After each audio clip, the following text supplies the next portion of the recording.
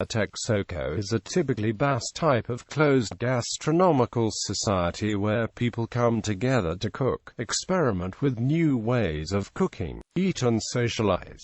The most traditional ones are only open to male members. They are very popular institutions. The town of Gernika, Spain, for example, has approximately 15,000 inhabitants and 9 txokos with some 700 members in total. Name: Txoko, a diminutive form of Txoko, literally means nook, cozy corner in Basque.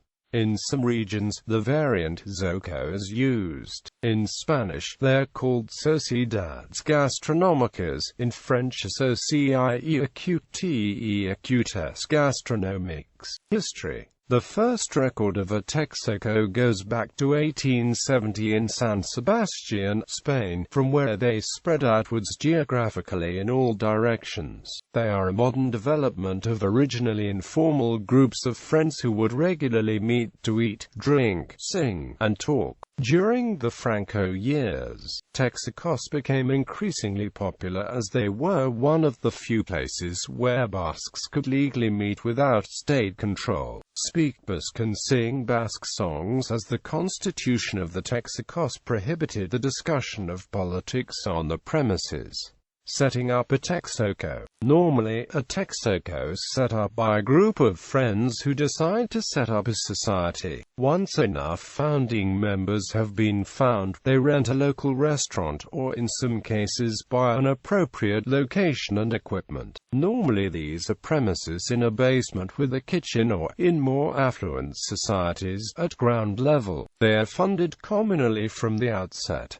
Members pay a monthly membership fee which varies from society to society, and the exact setup, a treasurer, administrator and buyer are usually nominated who oversee the administration of the txoko. Usually, someone outside the society is hired to deal with the cleaning. Each txoko has a society constitution that sets out things like the maximum number of members, administration issues and so on. Curiously, most traditional txokos have a clause in their constitution that prohibits the discussion of politics on the premises. Some very conservative txokos have clauses that do not permit women access to the txoko at all, such as the Sociedad Gastelabide in San Sebastian, which goes back to 1933.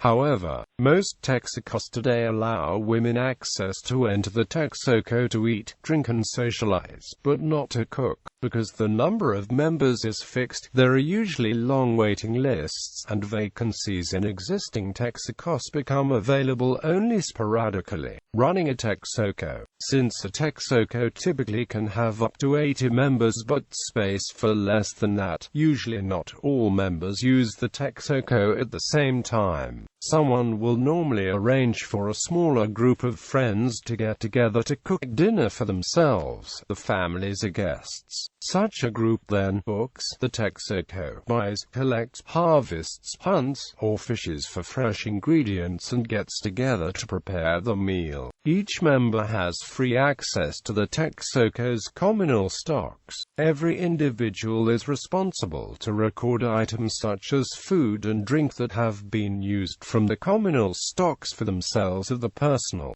guests and pay for them. This system is fully self-regulated. A few times a year, all txoko members are invited to get together, which occasionally leads to space problems. But it is rare for all members of a txoko to meet at the same time. The ratio between txoko members and guests can vary greatly. At the very least, one txoko member must be present at a dinner, but since members are free to invite as many guests as they wish, they may on occasion be the only member present if they are holding a dinner for the football club, extended family, a business dinner, etc. Impact on Basque cuisine. The development of txokos has had a significant impact on Basque cuisine. Many traditional dishes have been rescued or resurrected by txokos which would have otherwise died out. They have also influenced the development of new dishes, as Txoko members frequently experiment with new dishes, ingredients and methods,